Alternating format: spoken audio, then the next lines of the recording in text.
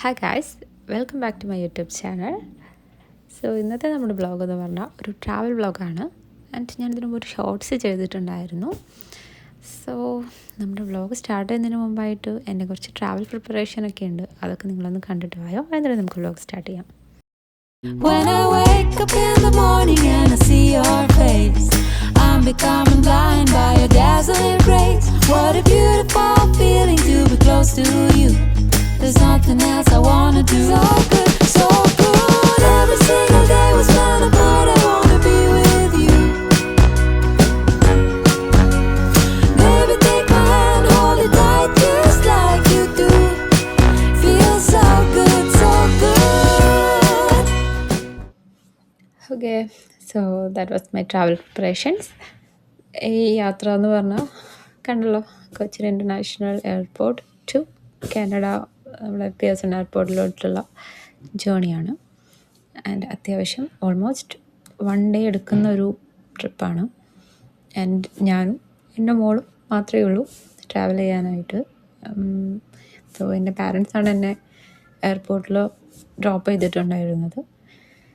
And ഈ സമയമൊക്കെ നിങ്ങൾ കാണുന്ന വെരി ഒരു മിക്സഡ് ഇമോഷൻ ആയിരുന്നു. കൂടുതൽ സന്തോഷം തന്നെയായിരുന്നു ഒബ്വിയസ്ലി, ബട്ട് സങ്കടം ഉണ്ടായിരുന്നു. ബിക്കോസ് ലാസ്റ്റ് 2 yearsോളം ആയിട്ട്, 2 years കംപ്ലീറ്റ് ആയിട്ടില്ല, ബട്ട് ഓൾമോസ്റ്റ് 2 yearsോളം ആയിട്ട് ഞാൻ നാട്ടിൽ തന്നെയായിരുന്നു. ബിക്കോസ് ഓഫ് ദ കാനഡ വിസയുടെ ഇഷ്യൂസും കാര്യങ്ങളൊക്കെ ആയിട്ട് ഞാൻ നാട്ടിൽ തന്നെയായിരുന്നു, വിസ ശരിയാവാത്തതിൻ്റെ പേരിൽ. സോ അറ്റ് ലാസ്റ്റ് വിസ ഏറെക്കുറെ അങ്ങോട്ട് പോകാനുള്ള റെഡിയായെന്ന് പറയാം. അങ്ങനെ ഞങ്ങൾ പെട്ടെന്നുണ്ടായ ഒരു ജേണി ആയിരുന്നു ഇത്. ആൻഡ് എക്സ്പെക്റ്റ് ചെയ്യാത്തതല്ല, എക്സ്പെക്റ്റ് ചെയ്തിരുന്നു. കിട്ടാതിരിക്കാം എന്നൊക്കെ വിചാരിച്ച് പെട്ടെന്ന് അങ്ങ് കിട്ടി. ഓക്കെ, അങ്ങനെ പറയാം.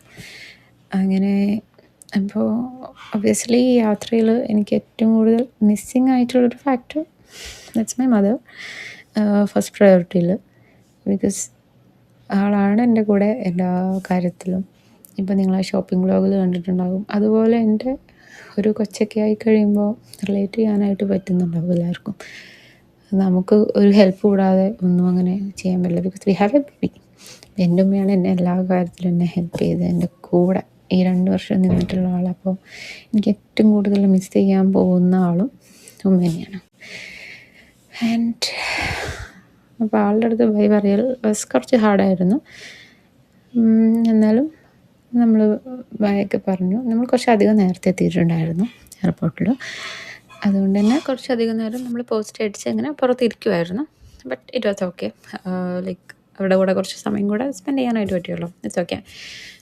അത് കഴിഞ്ഞിട്ട് മോള് നല്ല ഉറക്കമായിരുന്നു ഞാൻ അകത്തോട്ട് കയറുന്ന സമയത്ത്, എയർപോർട്ടിനകത്തോട്ട്. സോ ഞാൻ നമ്മൾ അവിടെ നിന്നൊരു ഫെസിലിറ്റി എടുത്തിട്ടുണ്ടായിരുന്നു. ലൈക്ക് ഞാൻ എൻ്റെ പേര് മറന്നുപോയി. ലൈക്ക് ഒരു agency they will help us ഈ ചെക്കിൻ്റെ സമയത്താണെങ്കിലും ഗേറ്റ് വരെ അവരുടെ ഒരു സപ്പോർട്ട് നമ്മുടെ കൂടെ. അപ്പോൾ ഫുൾ സപ്പോർട്ടുള്ള ഒരു അസിസ്റ്റൻസാണ് ഞാൻ എടുത്തിട്ടുണ്ടായിരുന്നത്. ബിക്കോസ് മോളുമായിട്ട് വിത്ത് ഓൾ ദീസ് ലഗേജസ് എനിക്ക് അതെന്തായാലും ഹാൻഡിൽ ചെയ്യാൻ പറ്റില്ല എന്ന് എനിക്ക് അറിയാമായിരുന്നു. അപ്പോൾ ഞങ്ങൾ ഐ തിങ്ക് അറൗണ്ട് ഒരു 3,000 ആണ് നമുക്ക് അതിന് വേണ്ടിയിട്ട് പേ ചെയ്യേണ്ടതായിട്ട് വന്നത് ആ സർവീസിന്. ആൻഡ് നമ്മൾ അതുകൊണ്ട് തന്നെ നമ്മളൊന്നും അറിയേണ്ട ആവശ്യമില്ല. കറക്റ്റ് ചെക്കിനൊക്കെ അവർ തന്നെ ക്യൂ നിൽക്കും. ലഗേജ് ഇടുന്ന സമയം നമ്മളൊന്ന് വെരിഫിക്കേഷൻ്റെ ആ ഒരു ഭാഗത്തിന് ആ ഒരു സമയത്ത് മാത്രം നമ്മൾ അങ്ങോട്ട് ചെന്നാൽ മതി.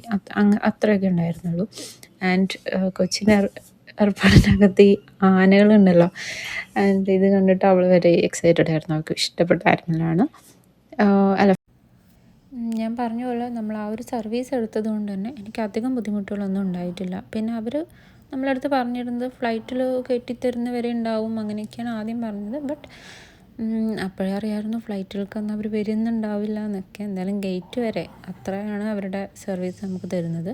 ഗേറ്റിലെത്തിയപ്പോൾ അവർ പോകാൻ നിന്നപ്പോൾ ഞാൻ പറഞ്ഞു പോകാൻ പറ്റില്ല എന്ന് പറഞ്ഞിട്ട്, ലൈക്ക് എനിക്ക് വാഷ്റൂമിലൊക്കെ പോകണം, മോളെ ആരെ ഏൽപ്പിക്കാനോ, അവളെ ആണെങ്കിലും ഒന്ന് ഡ്രസ്സൊക്കെ മാറ്റി സെറ്റാക്കാനൊക്കെ ഉണ്ട്. അപ്പോൾ ഞാൻ പറഞ്ഞു ഐ നീഡ് യുവർ ഹെൽപ്പ് എന്ന് പറഞ്ഞിട്ട് ഞാൻ അവിടെ നിർത്തി കുറച്ച് സമയം കൂടെ. എന്നിട്ട് ഞാൻ വാഷ്റൂമിൽ പോയപ്പോൾ മോളെ നോക്കി അവർ.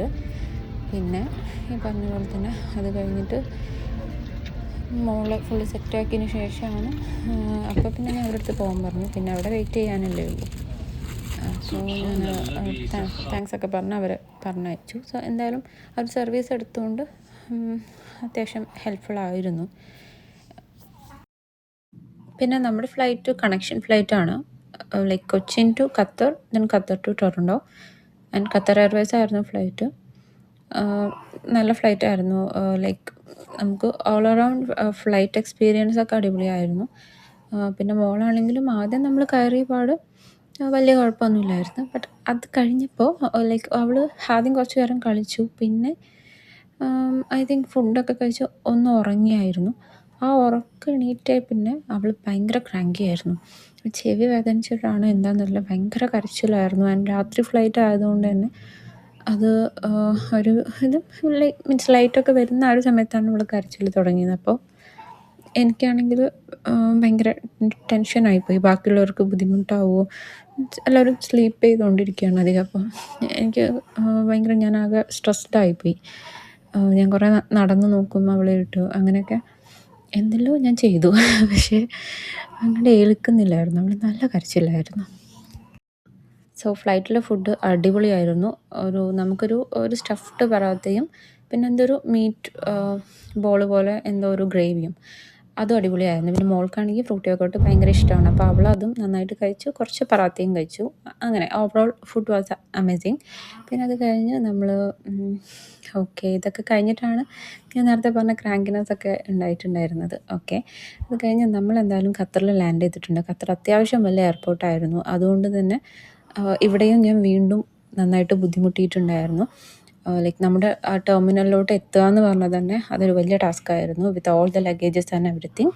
ആൻഡ് അത് ഫ്ലൈറ്റ് എന്ന് പറഞ്ഞാൽ നേരത്തെ പോലെ ആയിരുന്നില്ല, അത്ര ഞാൻ ബുദ്ധിമുട്ടിയിട്ടില്ല. ബിക്കോസ് അവൾ കുറച്ചും കൂടെ നല്ലൊരു മോഡിലോട്ട് വന്നു. ആൻഡ് ഞങ്ങൾക്ക് വൈഫൈ ഉണ്ടായിരുന്നു. അപ്പോൾ അവൾക്ക് ഞാൻ കുറച്ച് കാർട്ടൂൺ അങ്ങനത്തെ ഒക്കെ വെച്ച് കൊടുത്തു. അവൾ ഹാപ്പി ആയിരുന്നു. ആൻഡ് ഫുഡ് ആണെങ്കിലും നമുക്ക് 3 മീൽസ് തന്നിട്ടുണ്ടായിരുന്നു. ബിക്കോസ് അത്യാവശ്യം നല്ലൊരു യാത്രയായിരുന്നല്ലോ. അപ്പോൾ ഫുഡും അടിപൊളിയായിരുന്നു. പിന്നെ നമ്മുടെ കൂടെ ഒരാളും കൂടി ഉണ്ടായിരുന്നു. അവർ അടിപൊളിയായിരുന്നു, നല്ലൊരു ആൻറ്റി ആയിരുന്നു. ആൻഡ് ആൻറ്റി അത്യാവശ്യം ഞാൻ ബാത്റൂമിലൊക്കെ പോകുന്ന സമയത്താണെങ്കിലും മോളൊക്കെ നോക്കി എന്നെ ഹെൽപ്പ് ചെയ്തിട്ടുണ്ടായിരുന്നു. സോ നമുക്കങ്ങനത്തെ പാസഞ്ചേഴ്സിനൊക്കെ കിട്ടുമ്പോൾ, ഒറ്റയ്ക്ക് ട്രാവൽ ചെയ്യുമ്പോൾ നല്ല ഹെൽപ്ഫുള്ളാണ് ഇതുപോലത്തെ തോട്ട്ഫുള്ളായിട്ടുള്ള ആൾക്കാരുണ്ടാകുമ്പോൾ. ഇപ്പം ഞാൻ കാണിച്ച ആ ഫുഡുണ്ടല്ലോ, അത് അത്യാവശ്യം അലമ്പായിരുന്നു കേട്ടോ. വായി വെക്കാൻ കൊള്ളുന്നുണ്ടായിരുന്നില്ല. അത് ഞാൻ കഴിച്ചിട്ടില്ല, അത് അങ്ങനെയും ഞാൻ തിരിച്ചു കൊടുത്തു.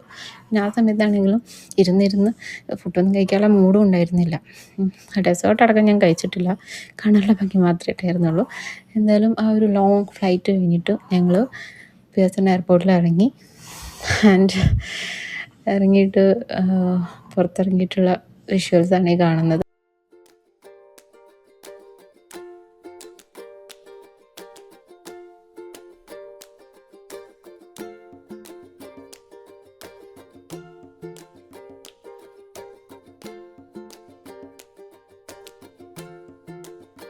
പിന്നെ നമ്മൾ എയർപോർട്ടിൽ അത്യാവശ്യം സമയം കഴിഞ്ഞിട്ടാണ് ഞാൻ പുറത്തോട്ട് ഇറങ്ങിയിട്ടുണ്ടായിരുന്നത്. ബിക്കോസ് അത്യാവശ്യം കുറച്ച് ഫോർമാലിറ്റീസൊക്കെ അവിടെ ക്ലിയർ ചെയ്യാനായിട്ടുണ്ടായിരുന്നു. അപ്പോൾ അതെല്ലാം കഴിഞ്ഞ് ഇറങ്ങിയപ്പോൾ കുറച്ച് ലേറ്റ് ആയിട്ടുണ്ടായിരുന്നു. എന്തായാലും എമ്മ അവളുടെ ഡാഡിനെ മറന്നിട്ടൊന്നുമില്ല. അവൾക്ക് കണ്ടത് എപ്പോഴും നമ്മൾ വീഡിയോ കോളിൽ കാണുന്നതാണ്, അതുകൊണ്ടായിരിക്കാം അവൾക്ക് നല്ല പരിചയം ഉണ്ടായിരുന്നു. ഈ വ്ളോഗ് അത്ര നന്നായിട്ട് എനിക്ക് കുറേ വിഷ്വൽസ് ഒന്നും എനിക്ക് ആഡ് ചെയ്യാനായിട്ട് പറ്റിയിട്ടില്ല, ബിക്കോസ് ഓഫ് ദ ലിമിറ്റേഷൻസ്. എന്തായാലും എനിക്കിത് പോസ്റ്റ് ചെയ്യേണ്ടതായിട്ട് തോന്നി. That's why I M posting. So thanks for watching everyone.